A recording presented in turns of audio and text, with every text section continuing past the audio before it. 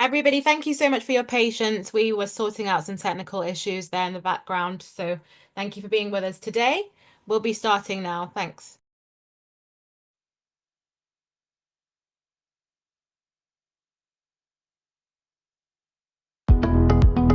Welcome to our Caribbean and African Targeted Health Improvement Program, CAHN Health Hour.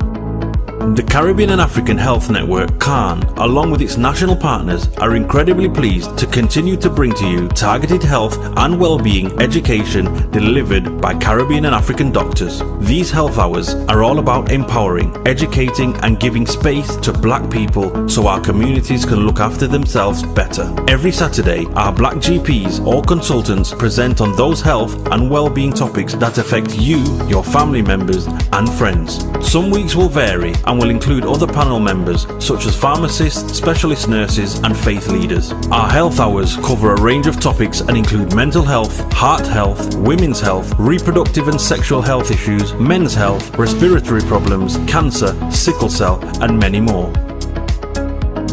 We have not forgotten to include within our health hours the many societal, cultural, religious and racial challenges that can go hand in hand with health problems and influence how we should respond to meet health and well-being needs. The sessions are designed for you and we want you to use the time to listen, learn, share your experiences and ask questions to our Black doctors. During every session, we will gather your feedback so we can continue to respond to the needs of our Black community.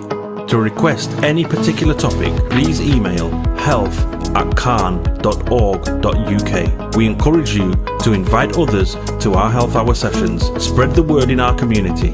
CAHN is funded by the National Lottery Community Fund.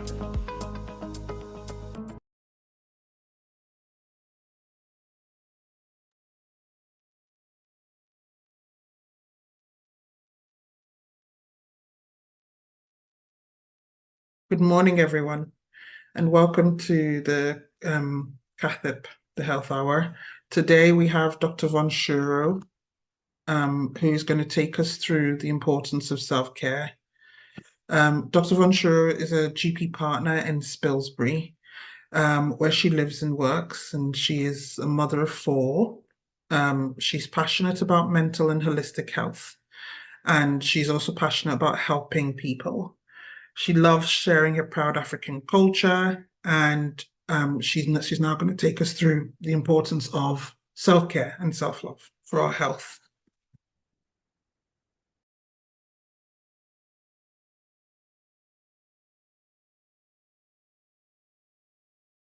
I'm afraid you're on mute, Dr. Von.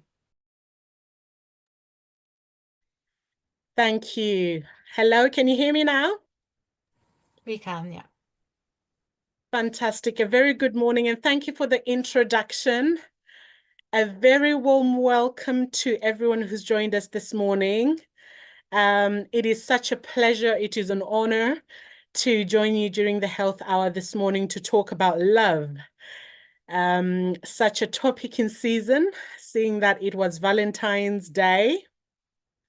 If no one had told you yet, happy Valentine's Day, or happy belated Valentine's Day. All of us here are amazing people, and the fact that you turned up to me tells me that you are a loving person, or a loved person, or both, and you are very much interested in making the world a better place through the power of love. So I'm very excited. In the next 30 or so minutes, I know we're running a little bit behind. Apologies for the IT issues again. But I'm hoping that we'll have a good conversation about love, and specifically self-love, to see how we can leverage on this powerful force in order to talk about improved health outcomes, in order to understand and to love indeed can promote well-being and improve well-being for us as individuals, but hopefully that being the beginning of improving love and well-being for everybody around us. So I'm very excited and I'm really honored to be talking about this. Now, let's dive straight in. I'm going to share my screen so that we can start our PowerPoint presentation.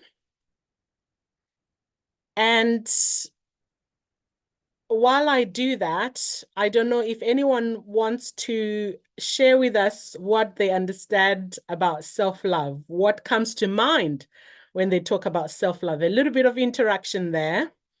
I don't know if Dr. Donu, you can help me to see if anybody raises their hand to just give us a brief introduction about love. What comes to mind when they talk about self-love? Or when we talk about self-love, what does it mean to them? Is there anybody who can help us with that?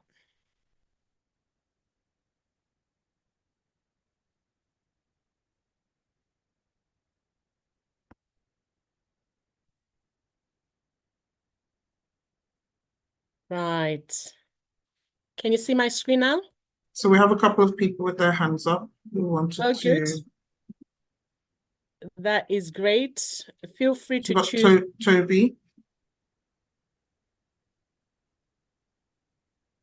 Yes, we'll have Toby and And Scott. Scots. Yeah, if you share your thoughts in the chat box, that would be great.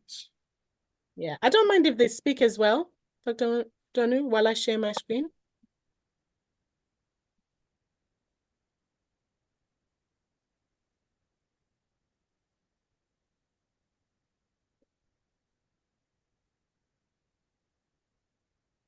It just involves a bit of work from our team in the background to get Yeah. people to unmute. But Toby, you have now been asked to unmute, so you can share audibly if you'd like to.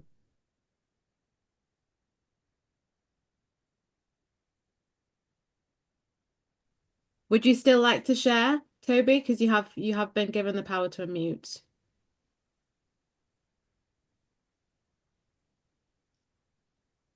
Okay, I'll take that as you're going to put it in the chat then.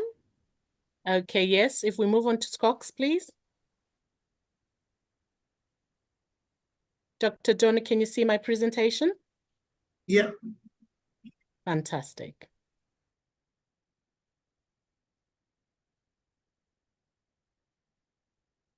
Are they struggling? Oh, I think something is happening. Is Scots Munda about to Hi. talk? Yeah. Hello. Hi. Hi. Right.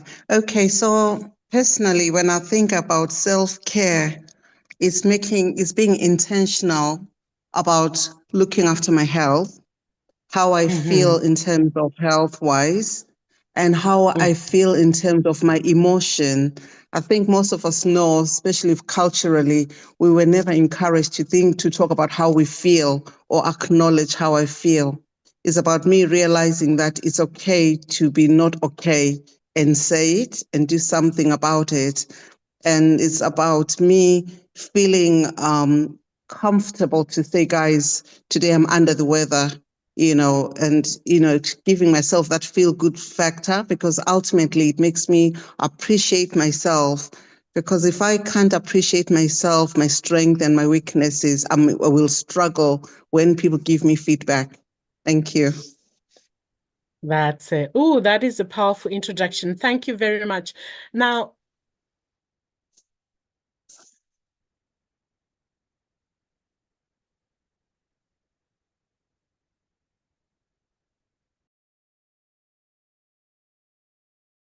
Sorry, just want to check. Has Dr. Von frozen for everyone else as well, or is it just me? No, it's frozen for me. I thought it might be me. Oh, right. Okay.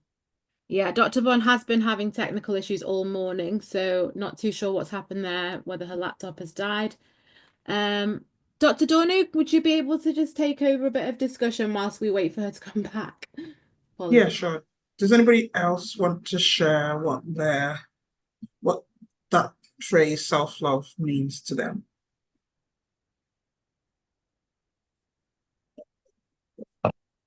I mean, I was saying to you before, wasn't I, Dr. Dorney, that I feel as though in the Black Caribbean and African community, we don't necessarily talk that much about self-care and self-love Mm-mm. because we're so focused on striving, so focused on working twice as hard, three times as hard, that it's almost like, where is the time? Where can we give Mm-mm. ourselves the opportunity to stop and slow down? But as we were discussing before, you can't pour out of an empty cup, can you? So if we don't look after ourselves, how can we look after the people around us? Exactly that. I think a lot of us just sort of keep on going until we are done, should I say, as some of the older members of my family used to say, like, when you're going to slow down? I'm like, oh, I'll slow down when I'm dead. I'm like, well, But then it'll definitely be too that, late. that's definitely too late, you Yeah. know? Yeah. And so, um, and there is also something about, for me anyway, self-care kind of, I know we think about it more on an individual level, but I have started thinking about it as well as a collective effort. You were saying about having the time and space as well to do that. Well, it does require other people around you as well to step in so that you can not only create that time and space, but safeguard that time and space as well. So I think I know, like, as a Black female, sometimes particularly, I feel like that's more difficult sometimes, especially women. We like to take on lots of roles without dropping any. I'm talking to my sisters, but also the brothers do it as well. Like we said about people hustling and doing multiple things at once. And I think sometimes, therefore, creating that space and time to actually engage in that self-care becomes a collective effort. It becomes um, everybody else has to kind of chip in, if you like, to give you that time or to make sure you have that time. So this, for example, there's no point saying that you're going to have a moment to yourself when, well, if you're the mom who is mainly looking after the kids and, you know, like I say this about my own self, like, if I leave my work, I come home, well, me coming home is not time off. Me coming home is my other jobs, as I say. Mm-hmm. It's me being a mom at home. It's me being, a wife at home or a daughter or whatever. But there's always another job, isn't there? So it's not me coming and putting my feet up and relaxing. It's engaging in another kind of work, and it means that it's really hard to create that space for self. Um, and to still have a sense of of yourself. So it would require other people to step in, other members of my family to step in and say, hey, I'm going to take the kids. You're going to have some time completely on your own, completely to yourself, but also preferably not in the house, because then you know what we start to do, especially if you're a woman, especially the women, You but there start are some seeing guys things that, to do around the house. thank you. Exactly. And then that takes over Yeah. because you're like, oh, the kids aren't here. Let me clean the house top to bottom, right? Mm. That is not self-care. That is not self. I mean, it can be an element of self-care because I know some people also get a sense of almost like a therapeutic benefit, like in a sense of relief. But I put it to you that that relief is not necessarily the therapeutic self-care. It's more of a, that's another job done, tick it off my list, which actually, as relieving as that is probably not the best self-care that you can do, Yeah. you know? Sorry, So Dr. yeah, Donny, I'm so so sorry. I think Dr. Von is Dr. back. Shuro is Dr. back. Von, would you try and unmute and speak and see if we can hear you? Yes, I can. Can you hear Okay. me? Yes, We can perfect. hear you and we can see you. Hopefully you're all set to go now. I am, and I did hear your conversation, which was very insightful as well. Apologies for that. Yeah, so I will delve into, I think when my laptop dropped or the IT, whatever happened, um, is it Skox had just spoken as well and talked about how we need to give ourselves permission to think about our needs and to voice our needs. Is that correct? And I think from Dr. Donu, I also heard you talk about the role of family, how they can remind and serve such a great, they can play a great role in reminding us that we need to stop and just look after ourselves. So all of that is very important and are things that I'm going to cover. Now, let's delve straight into this talk. I am sharing my screen again. Can you see? We cannot yet, Dr. Von, no. Okay, all right, bear with me. In the meantime, do you want me to share that quote you asked me to share? Yes, please. That is exactly what I wanted to be doing now. Thank you. Yes, please go ahead.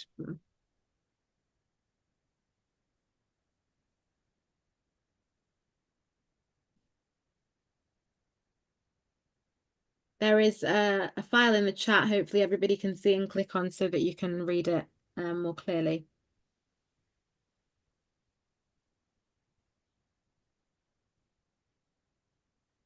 Okay, we can see your slides now, Dr. Von. Fantastic. So I'll start by a quote from Mr. Nelson Mandela, who was the first Black president of South Africa. We all know that bit of history. He's an African father who's severely respected by many, if not most. And of course, no one goes without criticism when we make an impact on the world. But during his lifetime, I've got a quote here that was shared by the World United Nations at Geneva there in Switzerland, where he said, "No one is born hating another person because of the color of their skin, of his skin, or his background, or his religion. People must learn to hate. And if they can learn to hate, they can be taught to love. For love comes more naturally to the human heart than its opposite." I have a little mantra where I say, we are born and wired to love. However, we do learn to hate. So this is why, again, I am excited that we're having this conversation and talking about self-love. Now, self-love, just to clarify, when we talk of self-love, we are not talking about self-care, although the two are connected. And it is the fact that self-love leads to better self-care, which is why it's important for us to make that distinction, but welcome it, embrace it in a very healthy way. I say here that self-love is really the bedrock of individual health and individual well-being. Why is that? We are wired for connection as people. We are wired for relationship.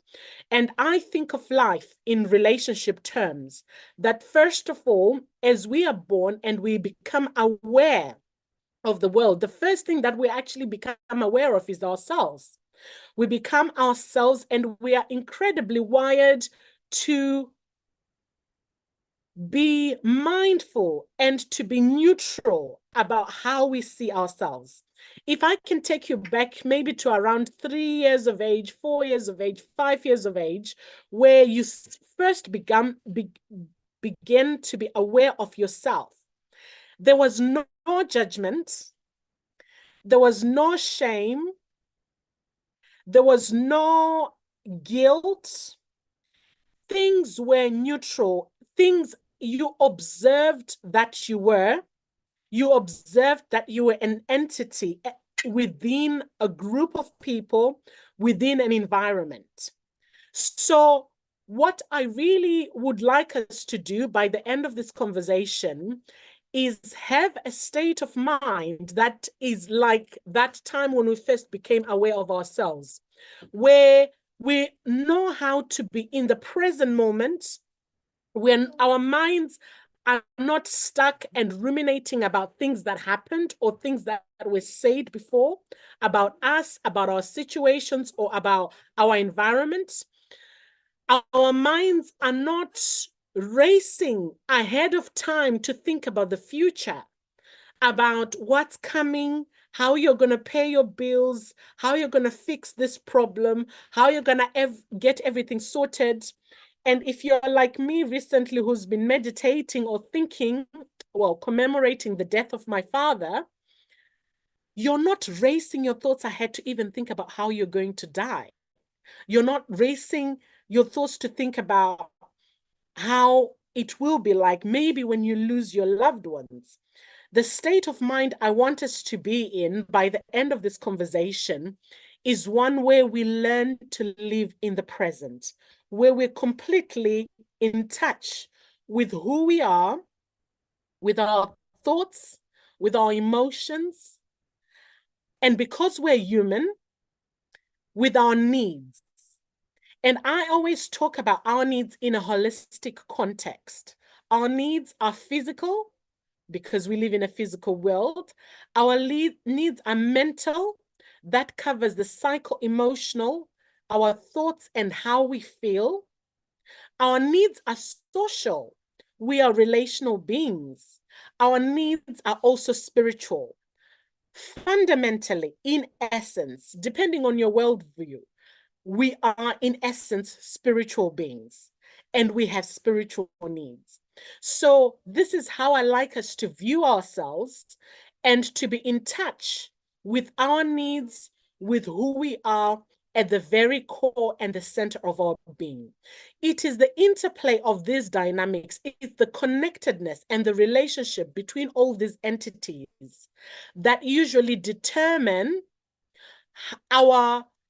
what we say to begin with, whether be it a conversation that we talk about in our minds, what's called in psychological terms self-talk. It's the dynamic that happens that leads also to the conversations that we have with other people about ourselves, or how we interact with systems about ourselves, the conversations we have with other people.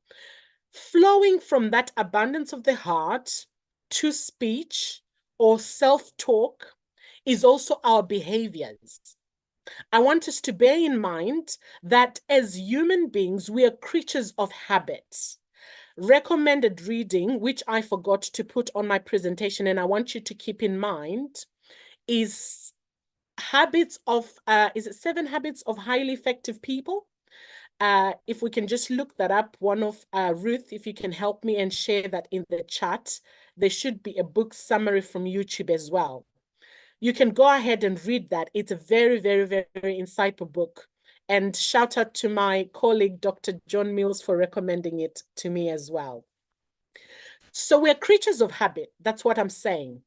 And for us to have the best outcomes in terms of personal health, for us to have the best outcomes in terms of relational health, for us to have best outcomes in terms of our impact on our communities, on the world, we need to look at and evaluate the habits that we engage in. Now, I will go deeper later on when I talk about what sort of habits and routines should we be developing in order to improve ourselves as a demonstration of our self-love, and in order to improve our self-care and therefore improve our health and well-being. But if I can move on from this slide, I think I put this slide in because I wanted us to have conversation about what people thought when they saw this topic or when this came to mind. And thank you very much for your engagement to Skox, who shared with us, and also our facilitators. I'll swiftly move on. I put this in because I wanted us not to dwell on it, but just to zoom out of self-love a little bit and think, pause, reflect, because it's Valentine season. We're in the month of love. As some would say, if you follow the Action for Happiness, which is a program that is used by a lot of mental health institutions, you would know that February is also called the month of friendship. I wanted us to zoom out of all of that and reflect in general on what is love. Now, there are many theories of love. There are many ways to think about love. There are many reasons that may even have motivated us to have this conversation today. Individually, there could be a way in which we think about love that's compelled us, that's encouraged us, that's attracted us to have this conversation about love. And I just wanted to look, because obviously I'm a doctor and I'm a GP, I just wanted to reflect on the biological and the scientific basis of love in order to move on and talk about self-love. So love in general is regarded in literature as that universal, powerful force of creation and existence. It is a collection of thoughts, feelings, of experiences which motivate us to relate, to attach, to care, to connect. It obviously serves quite a number of functions, but evolutionally, those who look at scientific evolution talk about the need for the human race to engage in reproduction. Please just bear with me 5 seconds.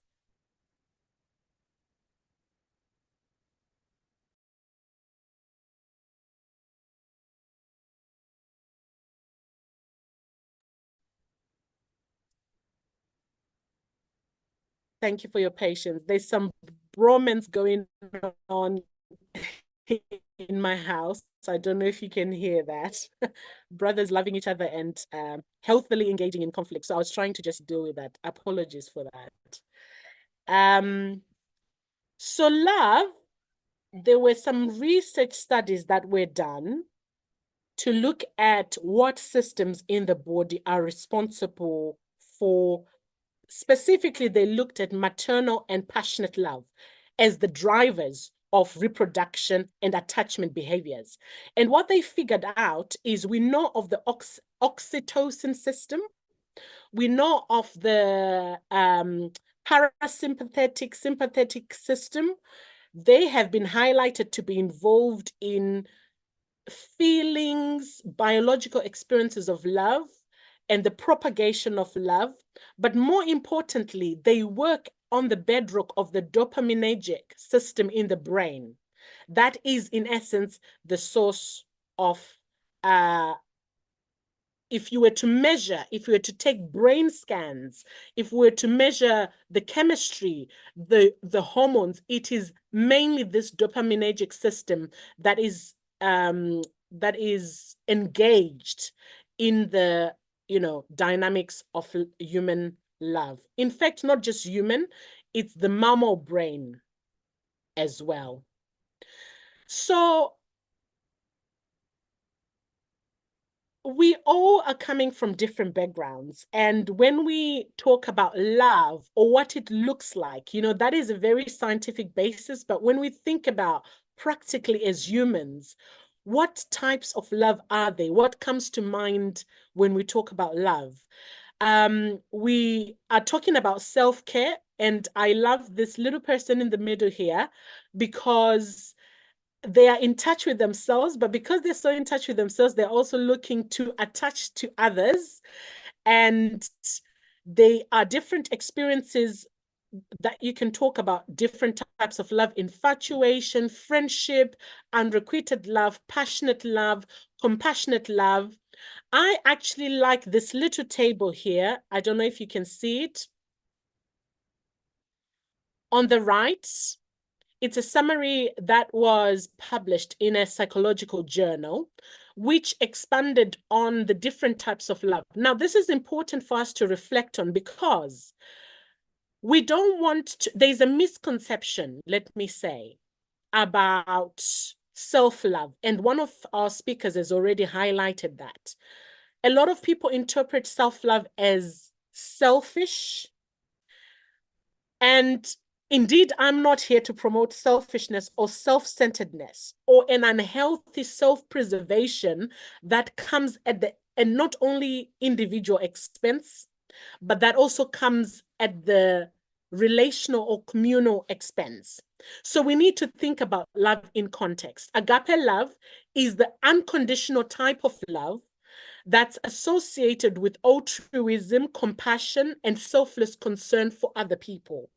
Indeed, when you talk to spiritual or religious people, agape love is the kind of love that is associated with the existence of a God. In the Christian world, for example, which I I subscribe to, they actually say God is love. God is the definition of the agape. There's eros, which we've talked about, that passionate, romantic love that's characterized by desire and physical attraction. We all love love, but I particularly like, for your reference, a leading psychologist called Dr. Esther Perel. You can look her up later on. She talks a lot about eros. She talks a lot about desire, because what we know is that as human beings, due to improvement in medical care and services, we're living much longer. What that also means is that's impacting on the duration of time during which we practice self-love, we have a relationship with ourselves, and during which we practice long-term relationships with partners or other significant other in committed relationship. So she addresses a lot of that. I really recommend, if you are having issues in the eros type of love, do look her up. Now, there's also a love that's called ladus, which is a playful love. And it's characterized by light-hearted, flirtatious approach to relationships. You've got philia. Philia is also one of my favorites because it's one that's advocated particularly in mental health. And there is movement that's growing, particularly from Africa, spreading to the rest of the world, about the friendship bench, acknowledging that the love between friends is so, so important. Even within an eros context, a romantic context, it's important to have friendship. Even within a divine context, those who relate to God or the universe, there needs to be an element of friendship as well. Or some people acknowledge that there is an element of friendship. So friendship is characterized by affection, loyalty, and a deep bond that is there to care and to look for one another. There is a psychologist, a leading organizational psychologist called Simon Sinek. You can look him up as well, but recently he's been talking about the importance of friendships, especially when we go through a crisis, when we go through difficult times, when we go through challenging times. There's been some studies that have been done which shows that what you need when you're in a state of distress, literally, is 8 minutes with a good friend, a supportive friend, a caring friend who can listen who can actively listen, let me correct myself, in a non-judgmental way and give you space to work out how you're feeling, what you're thinking, and come up with a solution. These studies demonstrate that actually when we're supported by a friend who is faithful, who gives us consistency, who protects our confidentiality and give us this sense of safety that we need, 8 minutes during a crisis is all that you need for your system to recalibrate its equilibrium, and also for your system to feel calm again in a way that provides your mind to engage in clarity of thought and start to figure out solutions. I pause there because I think it is real good food for thought, because we run into trouble when we're in distress or when we're not well, because our minds are not, we're not able to think. We're not able to even think clearly with clarity. We're not able to find solutions for our problems that we have. We're not able to engage meaningfully, even with the solutions that we know in our minds we should engage in order to be well. So it's worth noting philia. It's worth investing ourselves into that love of friendship for us, in order for us to create good habits, to create accountability, and also to create good personal health outcomes. Moving on, there's pragma, which is a practical or a pragmatic type of love that's based on compatibility, on mutual respect and shared goals. I have got a group of people that are called the wellness champions who sometimes I'm in bed, they text me and say, oh, today I've taken 45 minutes to run 5 kilometers around the block, even when I was feeling lazy, because we've developed this pragma love with my accountability wellness group of friends.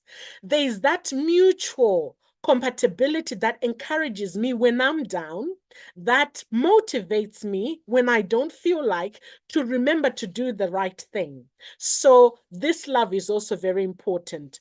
And lastly, but not least, there is storge. Storge is probably, again, one of the most important loves there is, because as we are all born, we are born into a family. We are born of a woman. We are born from somebody, and primarily in the first 5 years of our lives, scientific research shows that that is a very critical time for brain development, for psychological development. They took a group of 4-year-olds and studied them, did a longitudinal study, and they figured, and they scientifically found out that the personality or socialization, the habits, the mindset, the schemas that were in these grown men, most of them, over 80% of them, actually had been developed by the age of 4. So this means storge, the familial love, that first love we experience when we're born, is highly crucial in the development of self, number one, in the development of that sense of self-love, in our self-esteem, in our self-worth, how we value ourselves, how we see ourselves, what place we think we take, not only in the family, but what place we think we take consequently in the world.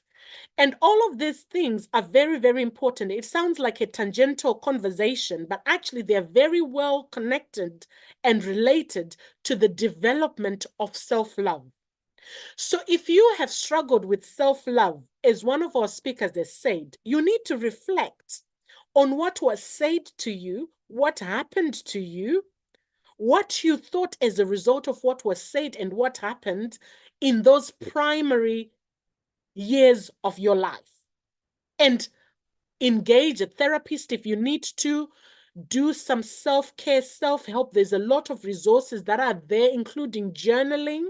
There's a lot of resources that are there that help us to look at our primary experiences in life in order to tease out the traumas that we might have experienced, the stories that we might have created in our minds as a result of what we experience in our younger lives. This is very important, because it will once we know those stories and those traumas, we can begin to engage in activities that bring healing, that reshapes our mindsets, that reshapes our worldview, and how, most importantly, we view and relate with ourselves.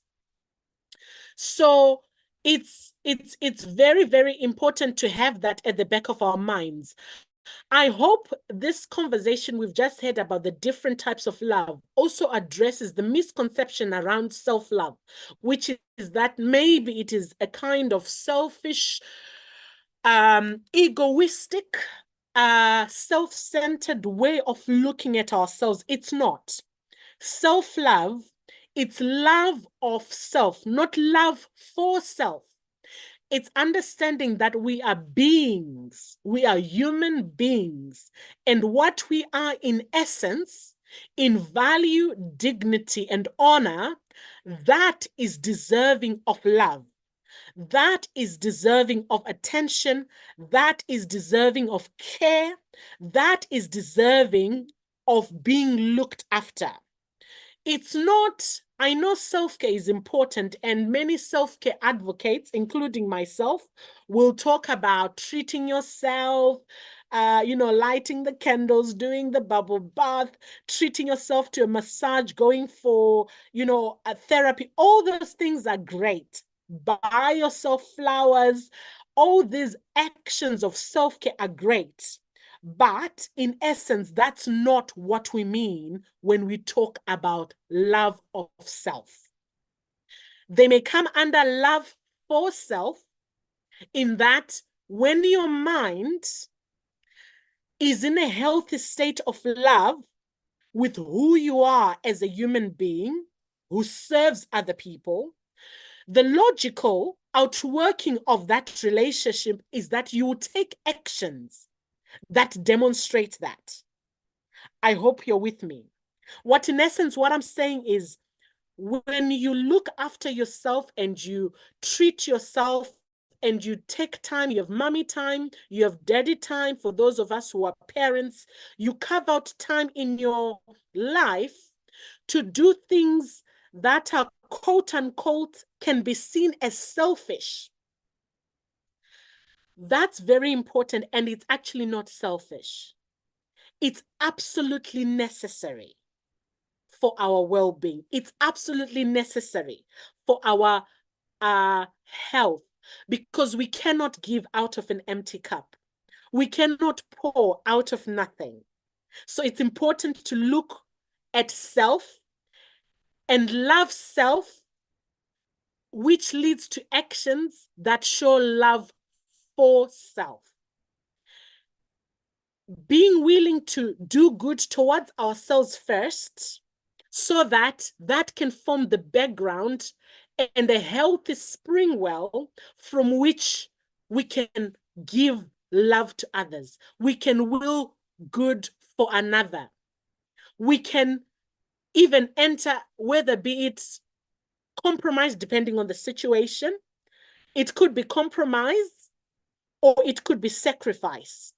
All of those are outworkings of love. But when you're in a healthy relationship with yourself, you can have those healthy conversations like I did with myself yesterday. It was Valentine's Day. I had a very important deadline to meet.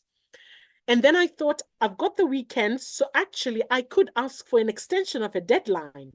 But I got an appointment to do my nails and get a hand massage with my nail technician and therapist. Shout out to Sarah if you're joining us this morning. And so I had to engage in this self-talk where I compromised. I said what could give so that I can make space for me and look after something later. Sometimes compromise is not always possible. Sometimes sacrifice has to happen. Love, healthy love, is prepared to sacrifice, not just sacrifice self for others, but sacrifice certain things for self. I hope that's sinking in. There are moments when you have to let go, for example, an unhealthy, a toxic relationship, because you're prioritizing self, because you're protecting your thoughts, because you're protecting your habits, because you're protecting your reputation, because you're protecting your character. All those things are very important. And we've already talked about the importance of not being individualistic. Can I declare publicly that I am not in support of an unhealthy and extreme individualism that we see a lot in our modern world, whether be it in the West or even in certain places in Africa, Asia, all over the globe. Because the world has changed, our social systems have changed, sometimes people find themselves in lonely places where they are alone, or with not enough family ties, or some people are unfortunate, maybe they don't have family, or their family died. Sometimes we find ourselves in this situation where intentionally or unintentionally we are alone. And being alone sometimes can be healthy. It can be used as a platform for developing healthy solitude. But sometimes, if it's in a selfish way, that's unregulated and that's not balanced by other virtues, it can actually turn into a very disastrous loneliness. So, loneliness, I just wanted to make mention of it because it's one of the epidemics of our generation. We know that it's a problem, particularly in the West, and we know that loneliness kills. We know that if you're in long-term relationships, even if you're married, whether be it with friends, you're not married, but you're connected to your friendships, you're connected to a community virtually or online, we know that is actually linked to a person being able to live for longer. So that is very important. Now, I put this slide slightly. I think we've really talked about most of the things that are on this slide, if you can see. I wanted to just give Dr. a Shuro, historical, yes? sorry to interrupt. We may have to summarize and just leave time for some questions because we are running out of time. Okay. All right. Okay. So in that, let me just move on. So I think as I summarize, I just want to encapsulate this definition of self-love that I found that I really think is useful. So self-love is a state of appreciation for oneself that grows from actions that support our physical, psychological, and spiritual growth. It means having a high regard for your own well-being and happiness. It's taking care of your own needs and not sacrificing your well-being in order to please others. So what does it look like for you? I think this is probably one of the most important slides you can remember and take away from this. It's how we talk about ourselves. It's prioritizing ourselves, not judging ourselves, things that we've already talked about. It's trusting yourself. It's accepting yourself as you are now, for all that you are now and all that you can become, and holding that sacred space in order to have hope for the future, in order to think about what lies ahead of you. Being nice to yourself, being true to yourself, being true to your values, setting healthy boundaries with yourself, with other people, with systems, so that you know where you stand. It's forgiving yourself. It's, if we're not able to forgive ourselves, chances are we will struggle to forgive other people. So that's very important. And this is why we're talking about it as healthcare professionals. Self-love, increased longevity, as we talked about. It helps us make better choices related to our diet, exercise, social. It lowers stress. Love literally calms you down. It lowers feelings of sadness. It prevents depression. It's actually been demonstrated that it reduces the risk of developing diabetes. It reduces the risk of developing heart disease. There are studies that have been done to show this. It reduces your risk of dying even after a heart attack. And some studies done in animals, specifically mice, have actually been shown that physiologically, when we experience love in a healthy way, not just from others, but a healthy sense of love for self and of self, it actually changes our viral and immune response. And in some cases, it's been demonstrated that it safeguards against cancer. Of course, studies in mice or animals does not necessarily translate into what happens in humans. But what I'm saying is there's a lot of research going on to show that. Now, this is just a cautionary tale really as we end, that of course we know that love is good. I hope I've sold it out to you that self-love is healthy. There's space for self-love, and self-love helps us to live more fulfilling, healthier quality of lives, and also healthier relationships, and enjoy better lives. However, when love goes wrong, as life happens, we have a locus of control during which we can control certain things in our lives, but we all know we can't control the weather.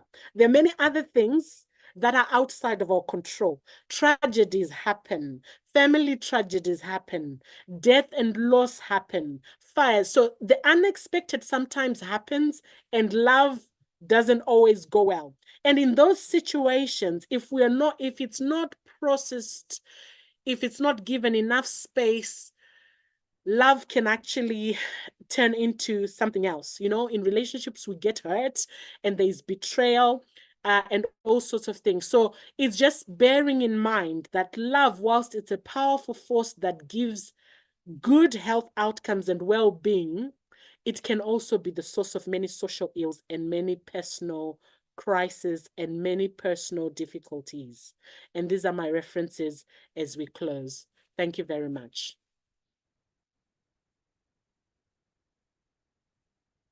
Thank you, Dr. Shuro. That was a fantastic session. And yeah, thank you for reframing self-love for us. Because yeah, and even I've learned a lot that yes, it isn't about the selfish type, but yes. Do we have questions for Dr. Shuro?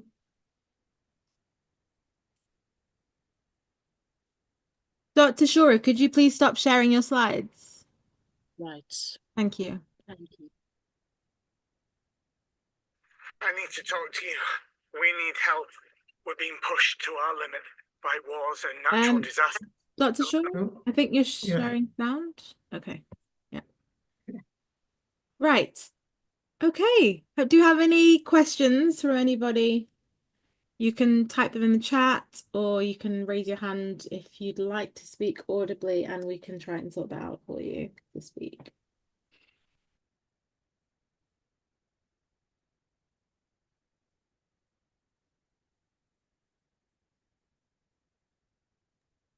I don't believe I've ever been in a session where nobody had any questions, so I don't quite know how to take that.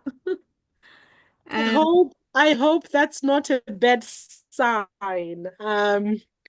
Because, you know, for me, a sign of a good conversation or a learning session is one that makes you reflect and one that helps you to even create more learning objectives, one that provokes question. And I appreciate when we talk about love, sometimes it provokes, yes, sometimes it provokes very personal reflections that may not be suitable for public consumption and recordings. So I've got that in mind. But yeah, I think we've got comments. If you'd like to help us, Dr. Donu, we've got a couple of comments that I'm seeing coming from the chat. Ernest, thank you very much. Ernest thinks we should have part 2. Why is that, Ernest? I wonder if it's because we've run out of time, or is there a topic or something that you think we need to elaborate on? I'm very curious about that. Excellent talk. Thank you very much. You can go ahead, Dr. Donny, to read some more. I'm also looking at the chat and seeing whether there's any questions from the chat that we have. Right. So I guess I have a quick question. I know you talked about some examples of how can practice self-love. But my issue is, how do you cultivate that on a daily basis? Is it something that needs cultivating on a daily basis? Yeah. Or do we wait until the crisis point?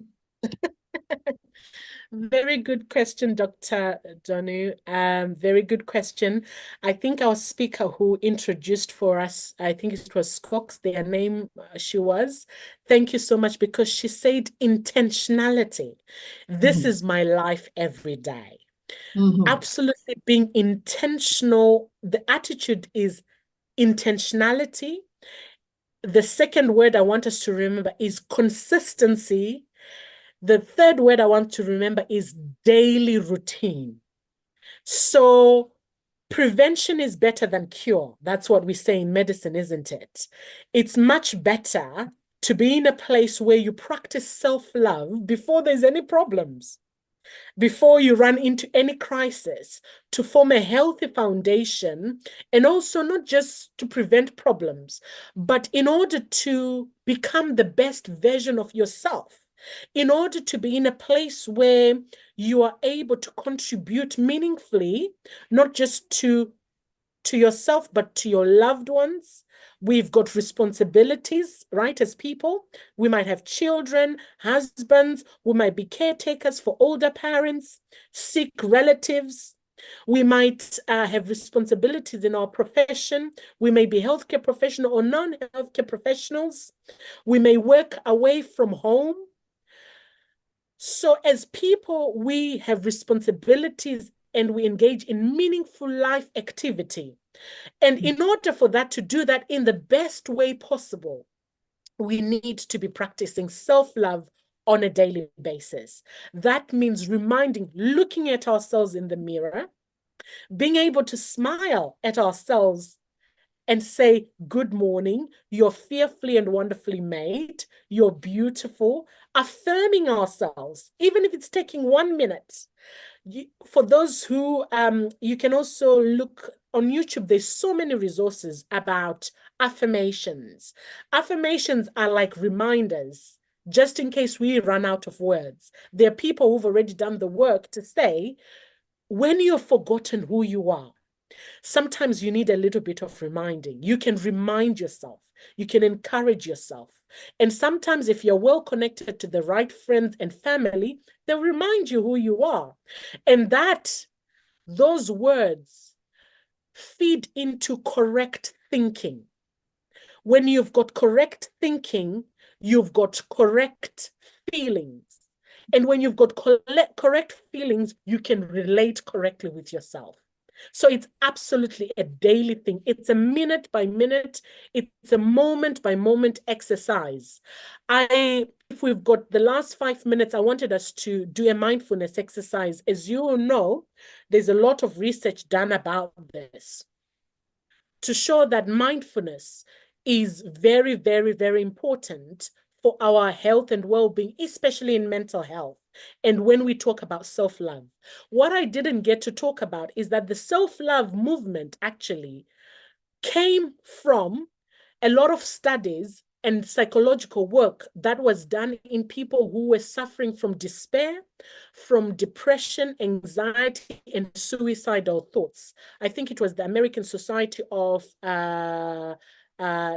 American Association of Psychiatry or of Suicide Prevention, I can't remember one of the two, who actually did a study many, many decades ago. And they demonstrated that when people come to a place where they no longer look after themselves, they neglect themselves, and when they actually think life is not worth living and they want to die, usually this is associated with very low levels of self-love, self-esteem, self-worth. So what we're talking about is absolutely crucial. And we know, for example, in doctors, in us as healthcare professions, there's a pandemic of burnout. And when we think about burnout and how we address burnout, there's no one size fits all in terms of a solution. This is moment to moment practice, intentional actions. When I'm at work, those who follow me on social media might know, I will take a 5-minute break and dance, for example, to literally switch off mentally and physically from whatever I'm doing. And that reboots me. Sometimes I listen to music even as I work. I've shared a link. Sometimes before I sleep, I don't have problem sleeping. I can sleep anywhere. But sometimes out of reinforcing a healthy habit and out of practicing self-love, I'll play myself a song to sleep. These are all great examples of daily self-love. Yes. So thank you so much, Dr. Shuro. I'm going to hand over to Ruth now. Is that okay, Ruth? Just for the last bit of the health hour. Yeah, that's absolutely fine. I do have to apologize once more because my camera isn't working, but I will be sharing my screen shortly. Thank you so much, Dr. Dawn and Dr. Von. Okay. It's a pleasure. Thank you, Ruth. Thank you for your time and your assistance this morning. That's okay. So hopefully everybody will be able to see my screen shortly.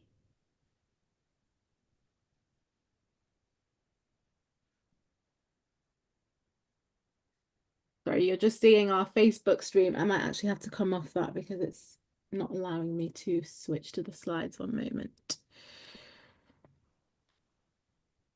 Okay.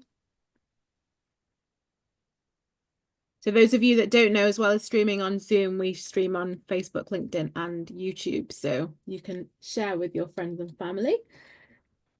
Right, so next week we will be continuing with Health Hour. So you can join us again at 11 a.m. as we look into fasting and the health benefits of fasting alongside living a life of vitality and energy. We're going to have Dr. Kamara leading on that session. So looking forward to that next week. Same place, same time. So International Women's Day is on the 8th of March, and in celebration of that, CAHN is hosting an IWD, as we call it, event on Friday the 7th of March here in Manchester. So you can join us for that. It's an all-day event, more or less. It's from 1 till 8 p.m. and it's entirely free. So all you have to do is reserve your spot by heading to the link there. Or you can contact our team by emailing events@cahn.org.uk. That same weekend, we'll also be having a reflection service on the National Day of Reflection for COVID-19. So you can join us at Manchester Cathedral from 7 p.m. for, again, a free event in commemoration of those that we lost to COVID, as well as in honour of those that rose to the occasion and supported families and communities, not only through healthcare, but also through kind deeds and coming together in other ways. So you can join us for that by registering on our website also. We're continuing our baby loss bereavement support sessions, which take place every Thursday evening from 6:30 till 8 p.m. You can contact Rosalind at CAHN.org.uk over email if you'd like to join these sessions. We really want to dispel the stigma that comes so often with baby loss and miscarriage and stillbirth. So please do come along to one of these sessions if that's you and you need a safe space to talk about these really difficult experiences. We have a sexual wellness project called Shuro, which, let me see if I can remember what it stands for, is Sexual Health Empowerment and Reproductive Outreach. And that is taking place in London, in South London. And the next event for Shuro is going to take place at Lambeth Town Hall on the 15th of March, which is a Saturday. So you can join our team over there from 12 p.m. to 5 p.m. It says 12 a.m. It should say 12 p.m. Don't worry, it's not a clubbing event. Okay, so we've got our Black Healthcare Awards taking place in July, and the nominations are now open. So you can nominate your healthcare hero by heading to our website, which is blackhealthcareawards.cahn.org.uk, to nominate somebody that you feel has made an impact on either your life or the life of somebody else in your community through their outstanding practice and innovation in healthcare. We always have many research opportunities going at CAHN, and this particular one is directed towards Black mums based in Southeast London. So if you're interested in being involved, please do scan the QR code, or you can take a picture perhaps of the screen if you're not able to scan the QR code, and then head to that website later on. Of course, there is an opportunity to win gain £35 in compensation for your time. So I think that's another option, another incentive there for you. On Saturday, the 22nd of February, we will be having an e-visa session online. So this is going to be held from 1 p.m. And you can join that by scanning the QR code to register, or you can head to our website or email our team, advocacy@cahn.org.uk, to find out more. So we have a parenthood hub. I'm not sure how many of you are aware, but this is based in Gorton in East Manchester, and I believe it's every third Saturday of the month. Our team hosts parents with young children to come together and build community and get advice, and the chance really to share your experiences with like-minded people. So the next event that's coming up is in fact taking place today. So you are very, very welcome to join that if you are based in Manchester. And you can see the address there is Sacred Heart Family Hub in Gorton. So that is today, Family Love Day. Right, thank you so much for joining us today. We hope to see you next week at 11 a.m. And thank you so much again to Dr. Von and Dr. Dornu for being with us, presenting and hosting today. Hope you all enjoy the rest of your weekend, and thank you so much for bearing with us with all our technical issues this morning and afternoon. Take care. Bye-bye. Thanks. Bye-bye.